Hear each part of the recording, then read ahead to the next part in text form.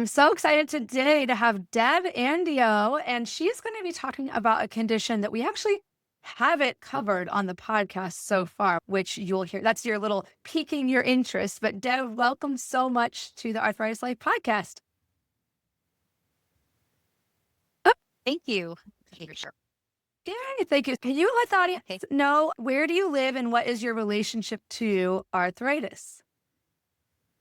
Well, I currently live in Central Florida, just moved here about 18 months ago from Ohio, originally a Northeast Ohio girl up until a year and a half ago.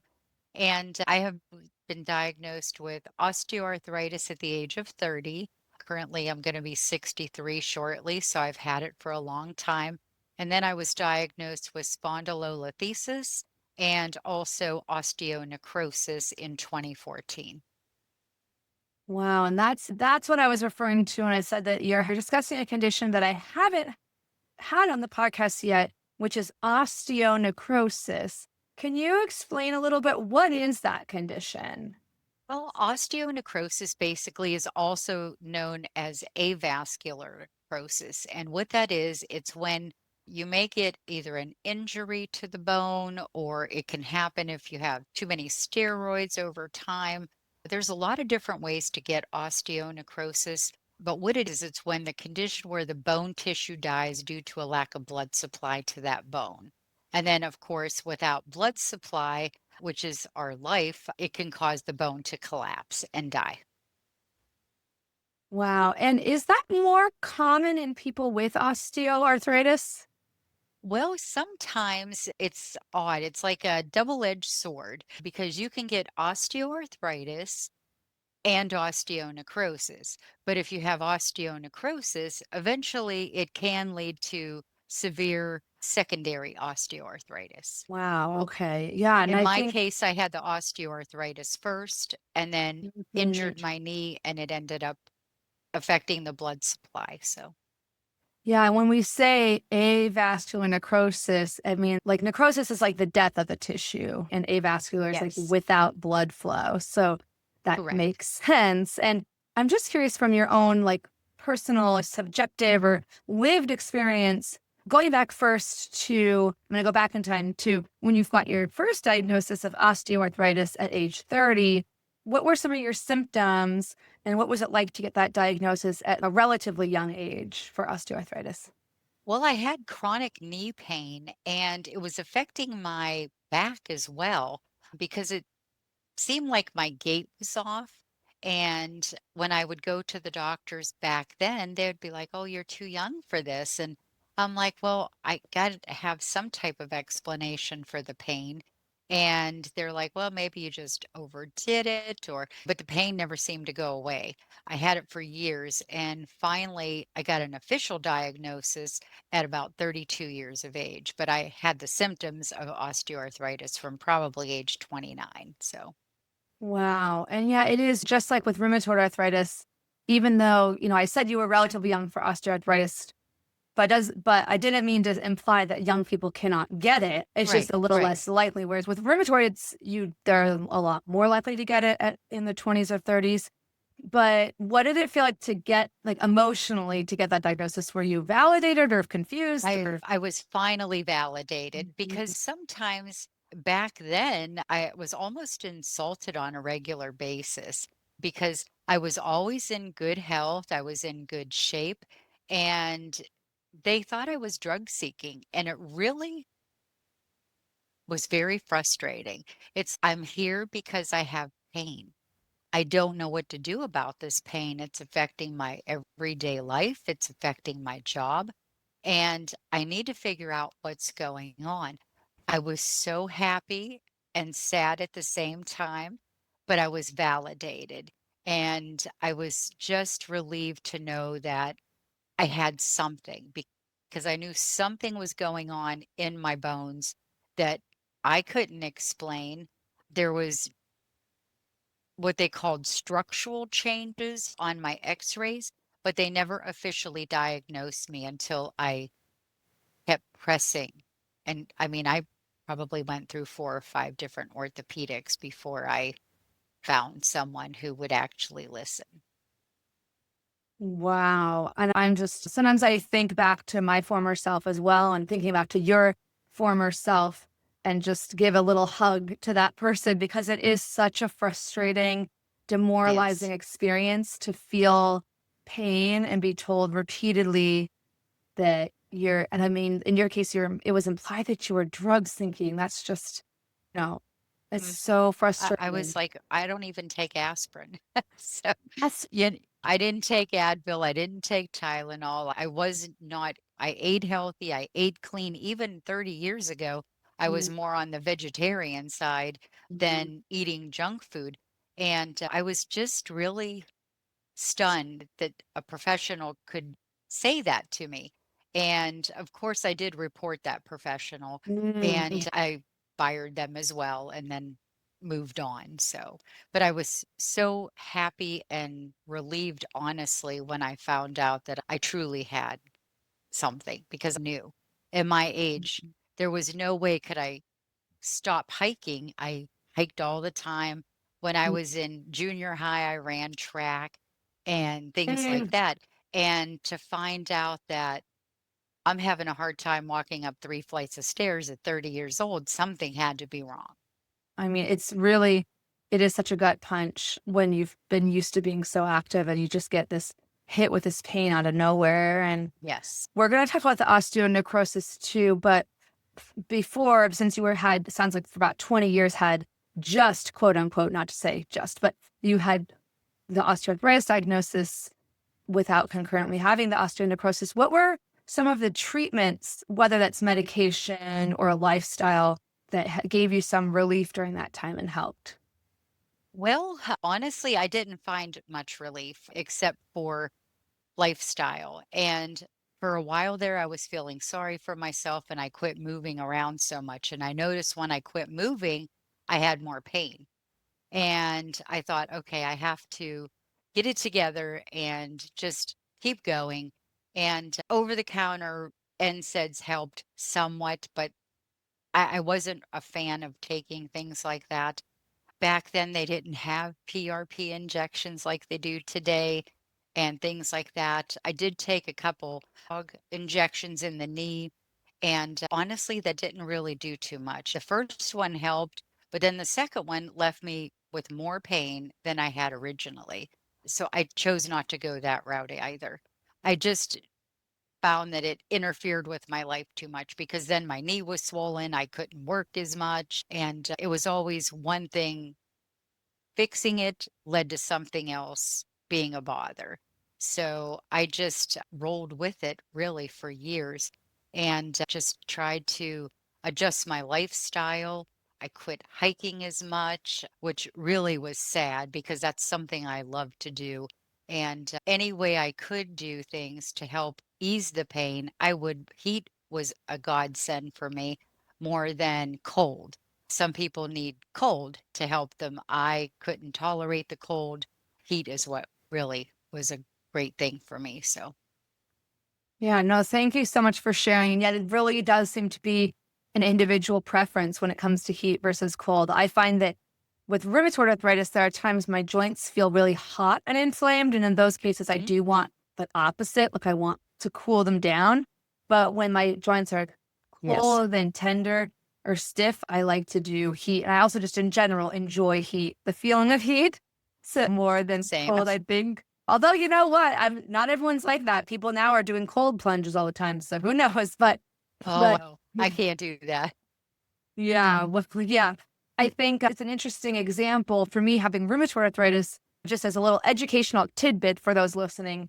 For rheumatoid arthritis and the other inflammatory autoimmune forms of arthritis, we have what's called disease modifying anti-rheumatic drugs, or really they call them targeted treatments because it's your immune system that's accidentally or misfiring and attacking the synovial lining of your joints. And the medications really directly suppress those immune cells that are doing that. Whereas with osteoarthritis, still in the year 2025, with over 50 million adults having osteoarthritis, there are none that I'm aware of direct targeted treatments. I think because it's a process where something has gone away, right? You've had an erosion of the cartilage. So there isn't like a medication that I'm aware of that's going to put it back in. I mean, I guess there's joint replacement surgeries, but long story short, it is helpful in a way. I sometimes feel like looking at other conditions that don't have targeted treatments for me makes me feel more grateful that I at least have access to them, even though they might have side effects or other things. So,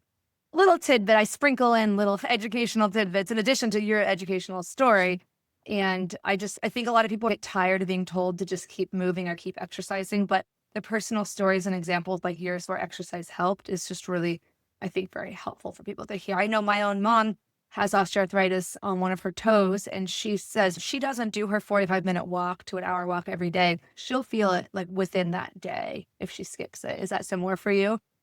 Yes, Mm. yes, and there's times where, you might think you need to do all your steps at one time. There might be times I have to space it out into 3 times in a day because if I'm in pain already, even though I can't, say, walk a mile right now, I might Mhm. split it up into 2 halves in the morning and in the afternoon, and so on. So, yes, I agree. You have to keep moving for it to. Yeah. And I'm going to share in the links because now we're going to talk about avascular necrosis or osteonecrosis. And Mhm. I will share some links. I'm a very visual learner. So in the show notes, I'll share some links where you can see the difference between osteoarthritis and osteonecrosis. But if you think about osteoarthritis, I think about the cartilage is the main thing that's being damaged. But in sounds like with osteonecrosis, from what I'm seeing and reading in my little research, is it's the actual well, and sometimes that over time, that cartilage loss can lead to little areas of the bone eroding over time. But whereas the avascular necrosis seems to be more severe loss of the bone. And so, how did you get diagnosed with that? Or like, what were the symptoms you were feeling that led to that additional diagnosis? Well, I was actually exercising one day in the living room. I was doing a video and I felt this very sharp pain in my knee that almost took me to the ground. And I knew I hurt my knee somehow. I didn't know how, but I called my primary care doctor. He had me come in, checked it out, told me he wanted me to get an MRI. I got the MRI, and that's when I was diagnosed. They had seen on that MRI that I had small form of necrosis in my right knee in the medial femoral condyle, which is on the inner portion Mm. of your knee. Wow. So the imaging was what really definitively, yeah, okay. That's and what were the treatments for that, if Well, there's any? there really wasn't a specific treatment. What they suggest is that what was suggested to me is if I wanted to save my knee, the best thing to do would to be I'll use crutches. And I am not the most graceful person when it comes to crutch. I'd probably hurt myself more if I was using crutches on a daily basis. So that was not an option. So they immobilized my knee with a knee brace, told me to rest it as much as I could, which then in turn left every other area I had osteoarthritis in stiff and sore. So trying to help one area agitated other areas. But over the course of a couple years, I did my research and I found a company that did PRP injections. And I thought, I'm going to look into it and see. And because typically they say that the more corticosteroids that you have, the more likely you can develop osteonecrosis in high doses, of course. But at the same time, it's not something I wanted to take because I felt like I was just battling against myself. I'm trying to heal one way, and at the same time, the research I'm reading tells me not to do something.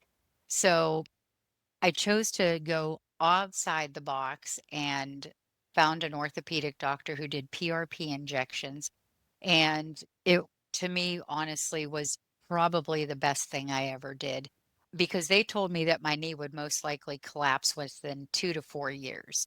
It's been 11 years. My osteonecrosis has not changed any further from stage one than it did the day I was diagnosed. Now, granted, there's times the pain is more, but then there's times where I just recently got an MRI not long ago, And they told me I have more severe osteoarthritis versus the osteonecrosis end of it now. So even though, the PRP injections helped, it did save me at this point so far from having a total knee replacement because the bone has not collapsed. So I'm extremely grateful to jump outside the box and try something different.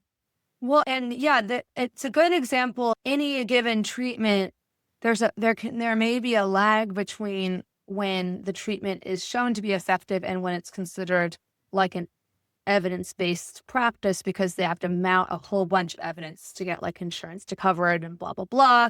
We know our healthcare system in the Yes, US. mine was not covered at all. I paid Yeah. out of pocket. Now, to have the blood draw and all that, the PRP itself, where they spin it through the centrifuge and then they separate the platelets, that was covered by insurance, but the injections and that portion of it was not. So that I paid out of pocket. So Well, and I'm going to put a link in the chat, but or not chat. I keep saying chat. I mean the show notes on the Arthritis Life website, but it looks like the American Orthopedic Society for Sports Medicine does endorse platelet-rich plasma for osteoarthritis, particularly moderate osteoarthritis in the knee joint. So it could also be that it may not be always used unless it's in the right joint, but that's just incredible. I mean, I'm so glad for you that it's been working so well and allowing you to prevent any further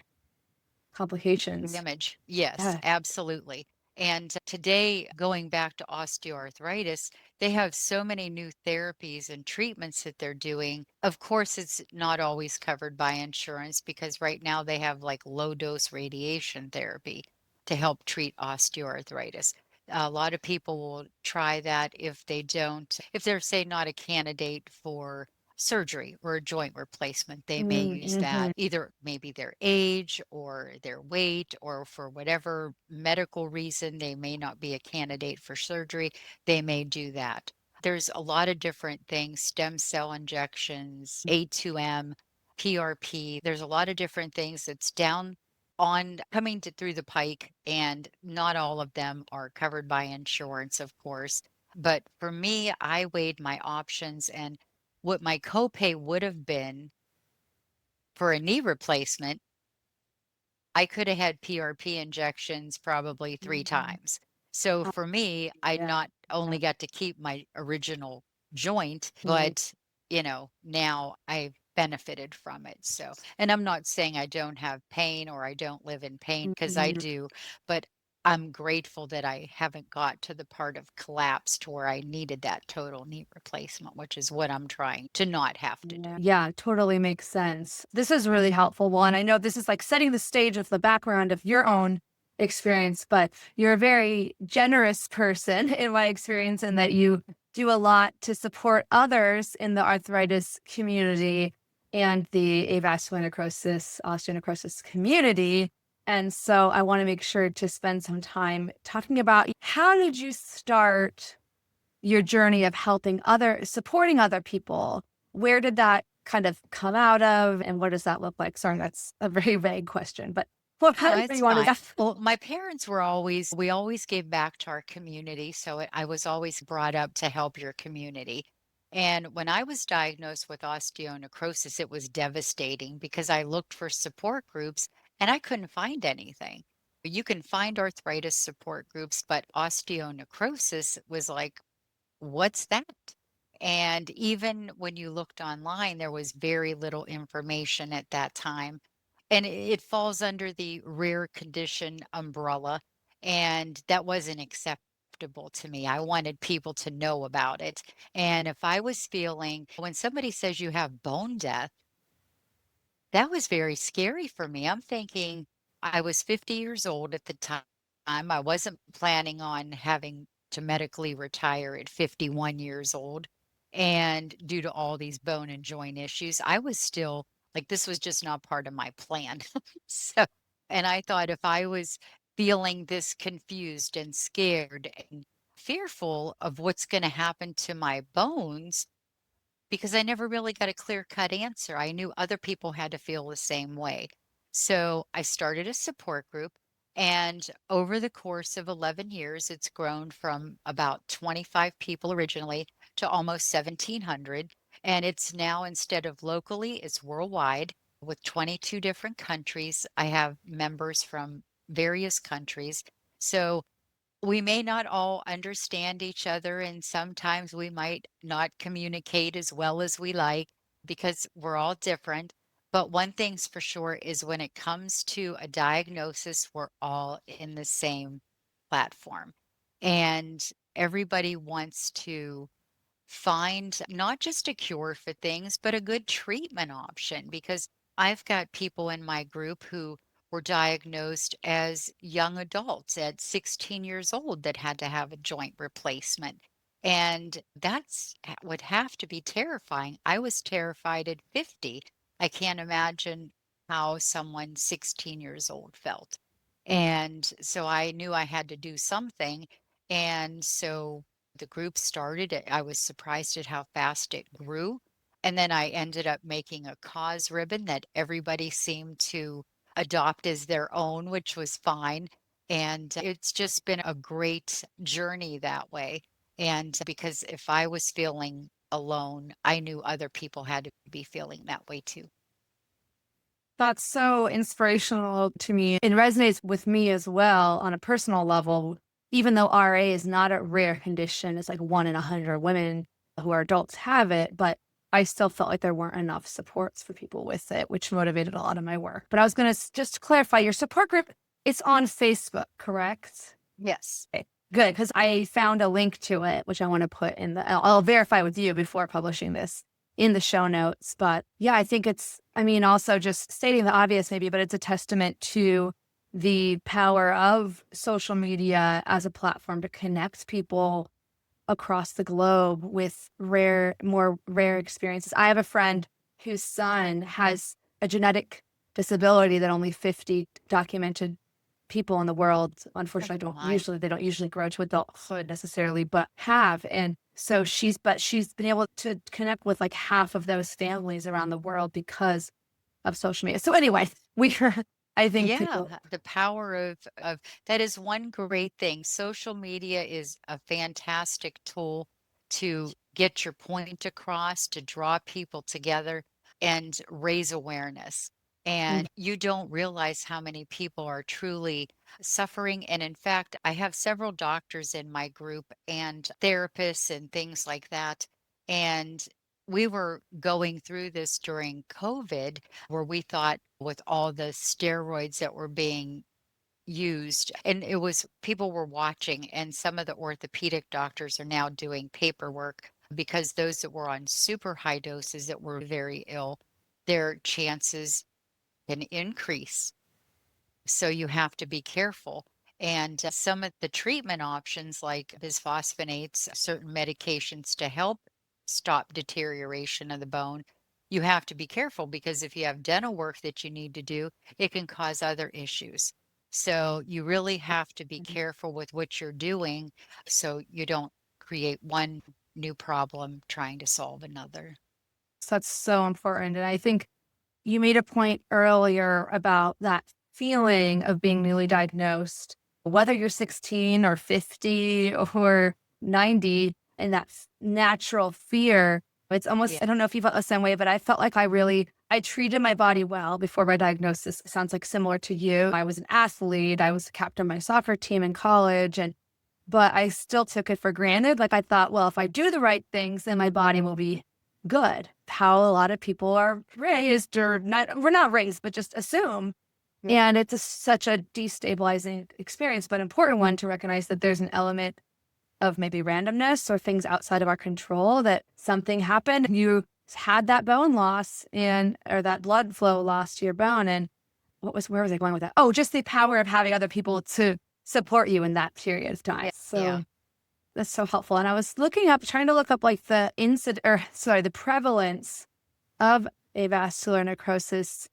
It sounds like it's a little hard to find the exact. In the United States, it's about 10 to 20,000 new cases per year. Yes. Okay, is that correct with what you've okay. Yes. So that's given the population of the US of 380 million or whatever, it is rare, but it's something to know about if you have a history of a bone injury or a joint injury. The other thing I wanted to point out, again, there's just little educational tidbits. I know the people who listen to this podcast tend to be really like into research and learning. And I'm sure you all know how to do those listening know how to do your own research. But I then want to just point out that the common joints affected in osteoarthritis versus osteonecrosis are a little different. Like they overlap, the Venn diagram overlaps, but it's not the same. So it looks like for avascular necrosis, it's the big ones like the hips and the knees, and then potentially shoulders, ankles.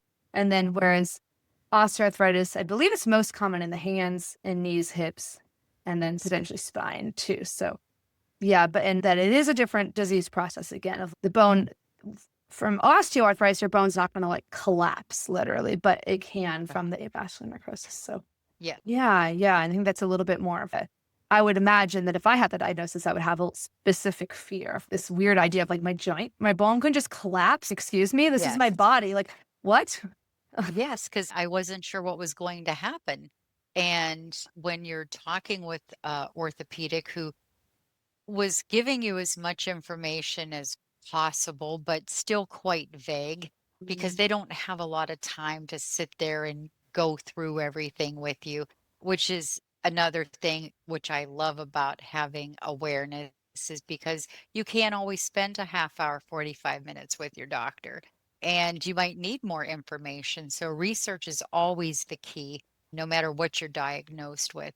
But he was just the orthopedic I had at the time was like, I'll give you 3 or 4 years. You really want to consider getting a joint replacement because your knee is going to collapse. And that was so scary to me. I'm thinking, how am I going to do my job? And then the pain just kept like my bones at that time, especially the right knee, which had the osteonecrosis in it. Even today, it feels like there's a tourniquet around the top of my kneecap and below my kneecap. It is always cold. It could be 100 degrees out here in Central Florida, and my knee feels like it's about 30 degrees. And then, of course, when I lived in Ohio and it would get cold, I could barely move. There was just no way could I do it. And that was besides family, that was another reason why we moved here was for the heat factor. So, because I'm a That little more mobile. yeah, and that's a huge factor. A lot of people ask me, "Well, you live in Seattle, like how do you deal with the weather there?" But it's actually very mild. So for me, I do okay as long as it's not the extremes of cold or extremes of hot. You just have to know your body. I'm okay with actually the dampness. I don't do well with hot humidity like Hawaii, but so you have to know your own body's pattern. And Yes. I want to talk about the Arthritis Foundation groups too, but before I forget, you mentioned how painful it was to lose your job. Can you talk a little bit share what that job was and what was the process of retiring early or medical Sure. retirement? Yeah. Sure. I was a ophthalmic technician and I was an apprentice optician. And so what I did was I seen and pre-tested patients all day long before surgeries, after surgeries, getting them prepared for eye exams with their optometrist or ophthalmologist. We would see people after surgery, things like that. I would be helping elderly in and out of the chair, lifting kids up, and you can't of course, when your knees are bad, you can't always bend down, pick them up. There were times as I'm helping somebody get in the chair, I'm wondering if I'm going to be injuring myself as well because of my knee and of osteoarthritis in other areas. But it was devastating to lose my career medically. It was not in my plan, but at the same time, it's like, what am I going to do now? I'm only 51. I have to have something to do. And I never knew that there was a way that you could continue to work even part-time if you were on disability. I just recently found that out 3 years ago. So I'm always learning. And if someone is disabled and they want to try to work, they can go to Ticket to Work through Social Security. And there's different programs. They can work 1, 2, 3 hours a day. from home a lot of times, which is grateful because sometimes when you're in pain, you can make it across the room to your computer. You can't always sometimes make it to the shower, getting ready, putting makeup on, getting to the car, driving a half hour to work, and then working all day or even half a day. So that's one great thing about working from home, which I do part-time, and it is limited, but it gave me my purpose back, that and the Arthritis Foundation, and also running a support group for osteonecrosis and raising awareness as well. You find a new purpose. So, so it was a wonderful experience. Well, thank you for sharing that. And I love talking about finding your purpose. I think that's just such a universal theme, whether you have a chronic illness or not. And I'd love to hear a little bit more, or I'd love for you to share a little more about the Arthritis Foundation Live Yes Connect groups. I know they've gone through iterations over the years and had different names, because I've had rheumatoid arthritis for 22 years, by the way. So I've been part of some of these groups too, but can you let everyone know? As I want to also, partly through this podcast, raise awareness of all the great resources out there for people. Sure. The Live Yes Connect group is part of the Arthritis Foundation, and we have several groups. There are in many states, and each state may have several different types of Connect groups. We also have groups by topics such as rheumatoid arthritis, newly diagnosed osteoarthritis. We have Hispanic groups. We have African American groups. So we have groups that not just target a condition, there's gout and specific things versus state as well. And connect groups are great because then you know you're not alone. And especially if you're newly diagnosed, you just don't know where to look and you don't know where to find the information. You can Google all day long and you can read 15 different things for the same topic. So you always want to make sure you get good information from a legitimate source. And the Arthritis Foundation is a great organization. They work with children, adults. We have helplines, our connect groups. It depends on, yeah, like, for example, the two connect groups I deal with is one is for Central Florida and deals with all forms of arthritis. And then we have a national osteoarthritis, which me and Patrice, a co-facilitator of mine, we run the Osteoarthritis Connect group. And so we meet once a month, sometimes twice a month. We'll have speakers, we'll have general meetings, just get-togethers. My local group will meet in person or virtually. And it's a great way to come together, meet people, share commonality that we all have arthritis. And even if you're a caregiver, know that we have support for you as well. I love that. And I'll definitely be putting links in the notes. And yeah, I've gone to some of the Seattle area ones in person, and I've spoken as an OT, spoken about life hacks and other topics virtually. That's what's been great about virtual, is that you can speak to people without having to travel all over everywhere. But Absolutely. yeah. And we love you. Like Oh, thanks. we watch you all the time. There are so many people with affiliated with the Osteoarthritis and Arthritis Foundation, period, all the members. When we're talking about hacks, you're like, "Hey, have you gone to Instagram?" And I'm like, "Yes, we have." We really enjoy all the Instagram posts that you make. We find so many of them not just informative, but they are so fun too. And some are so impactful. Like the most empowering one I ever saw was when you had the needles all around. Yeah. That was just something because I have a different form of arthritis. And when I saw that, it was like, wow, that was just so, so empowering and so impactful to me. Like it really hit home how rheumatoid arthritis could be.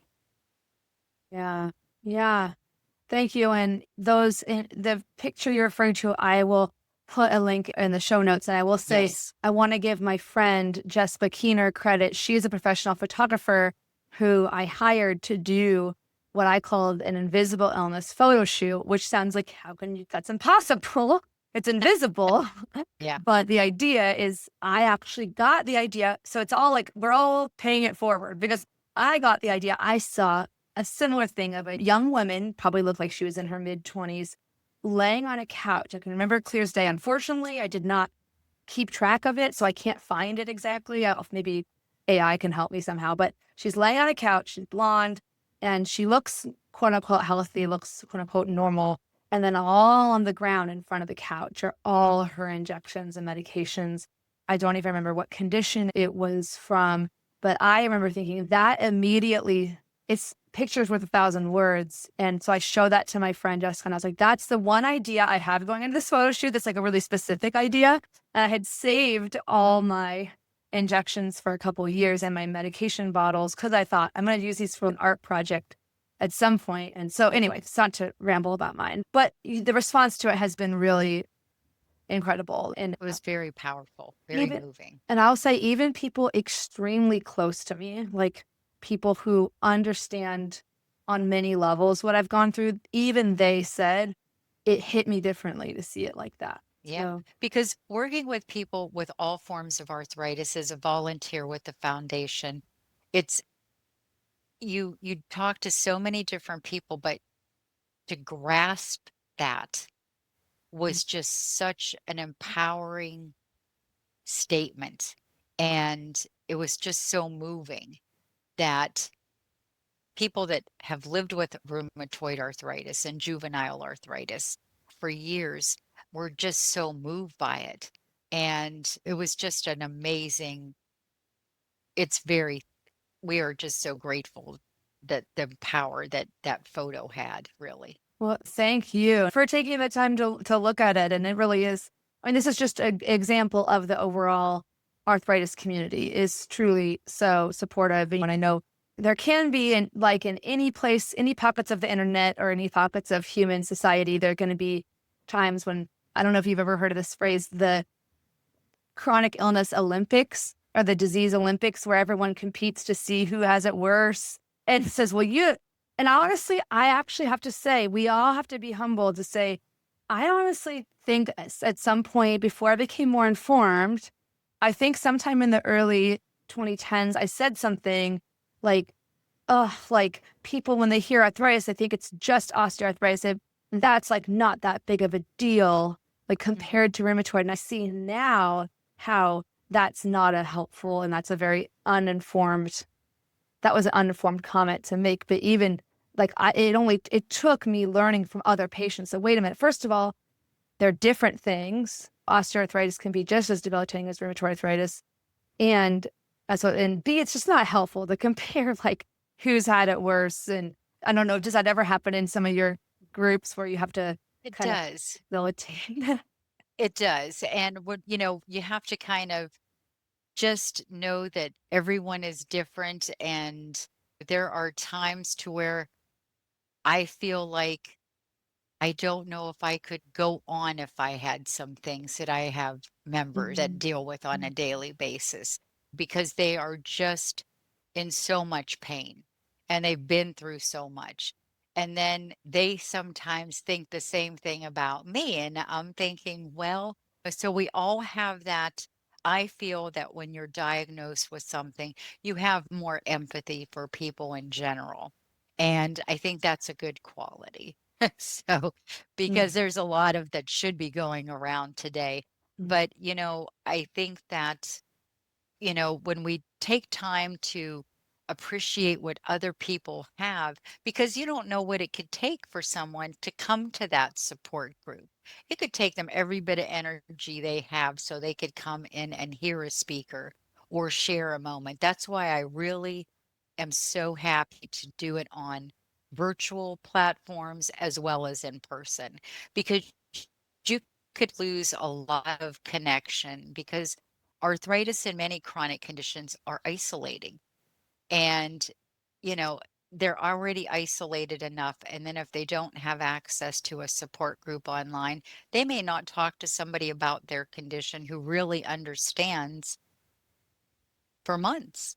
Mhm. And so we try to, at the Arthritis Foundation, being a connect group facilitator, always try to reach out to. And that's why they also have the helpline and different things as well. So if you need something, you can Mhm. call them and they'll connect you with the right people. That's super, super helpful. I wanted to say, so I think I've said this in a previous episode, but I do think it's important. I want to say that having perspective is good, that things aren't worse. I think sometimes when people say, oh, I could never do what you're doing, like they want to recognize that even though I'm suffering, other people might be suffering more. And that can be something that can be helpful to remind yourself of the big picture.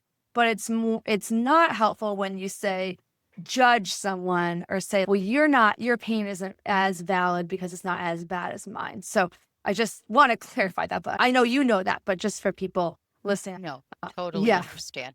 And I think too, when we volunteer, no matter what part of our life, whether we have a chronic condition or we're, quote, normal and don't have any physical conditions that we have to deal with, I think volunteering in our community is a great way to stay focused. And if you do have a chronic condition, it's a great way to help forget about your own pain because you're trying to help someone else. And I think we need a lot more of compassionate people out there today. And I think that whether you're helping in a support group or a soup kitchen or just taking phone calls or answering calls for whatever, I think that making use of your time helping others definitely takes your focus off of your own condition or your own issues, whatever it could be, and it puts focus on others, which is, I think, what human beings are supposed to be for. We're spiritual beings Mhm. on a human journey. So.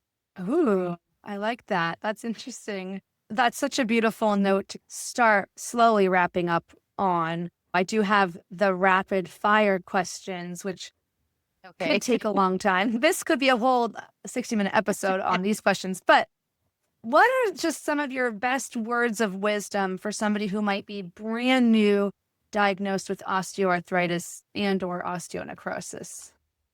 Well, if you're newly diagnosed, first thing is to do your research, look up good support groups like the Arthritis Foundation, talk to your doctor, see if maybe your local hospitals have any type of support group, just so you could be connected to others. You could always reach out to me. If you can't find something, I will find something for you. That's beautiful. And do you have a favorite quote or inspirational saying for tough days? Well, I have a lot, but Philippians always comes to mind. I can do all things through Christ who strengthens me. That's great. Thank you. Thank you for sharing that. And what about totally different note on the micro level? Do you have a favorite arthritis gadget or tool in your toolbox?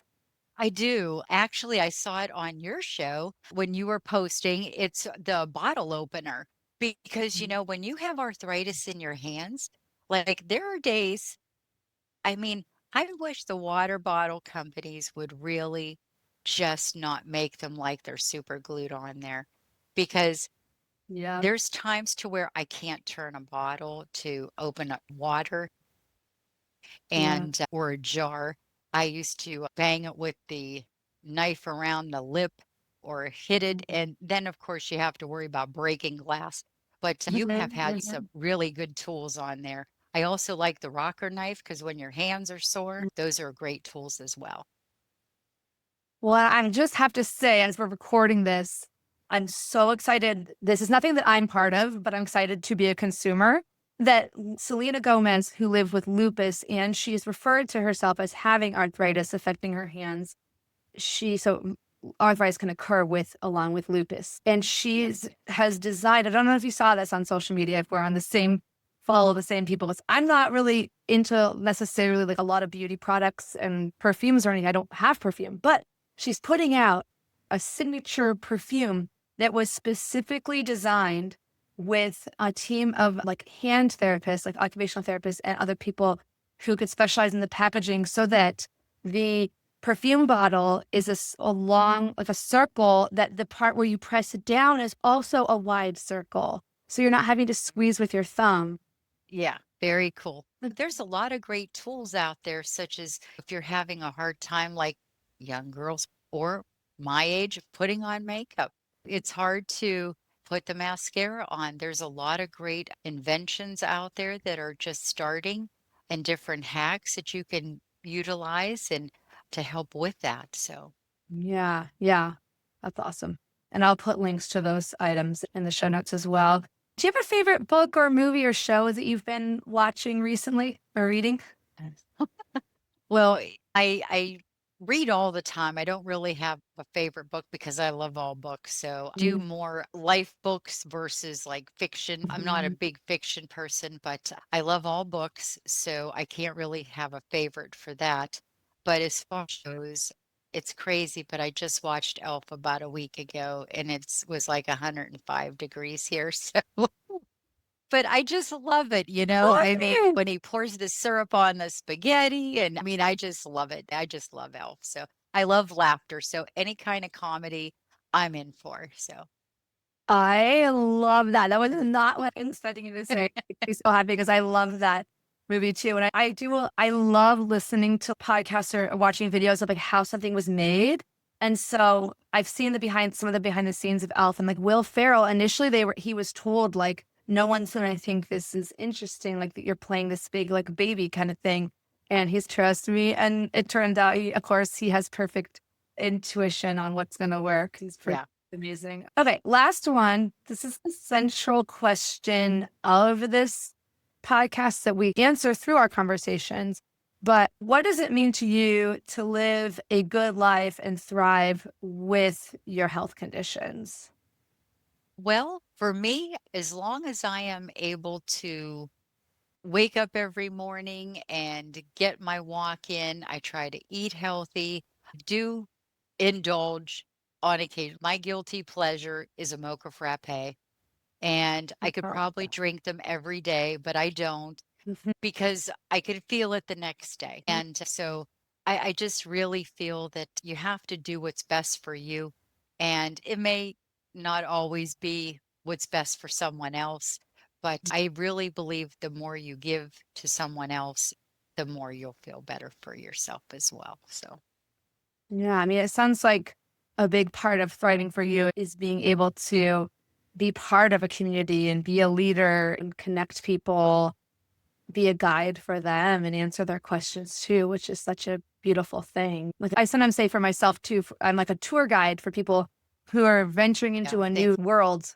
The new world that, yeah, it's like you're a tour guide if they accidentally landed in the world of having osteoarthritis and osteonecrosis. It's not like I planned a trip to Paris. It's like your Right. plane got rerouted and now you're in Timbuktu. And you're like, okay, I'm going to guide you through this. And that's a beautiful thing, Sonia. I'm biased because that's what I love too. But yeah, just very last question. Thank you so much for all your time. Where can people find you online? Well, I am on Facebook. My name is Deborah Andio. You could just look up actually if you Google my name, there's a lot of things will pull up. So I have a blog at jointpurpose.com. You could find me on Instagram, chronically grateful me. Also, I have one for just my everyday Deborah Andy, Mhm. and I'm really into social media. We also have a osteoarthritis, osteonecrosis support groups, things like that. So I'm all over social media. So Yes, and she's given me all her links.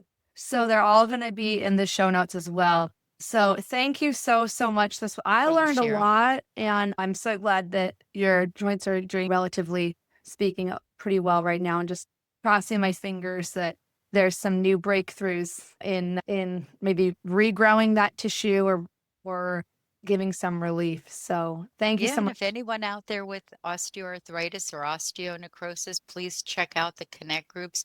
A lot of, even if you have whatever condition you may have, there's always a connect group or a support group out there Yeah. for you.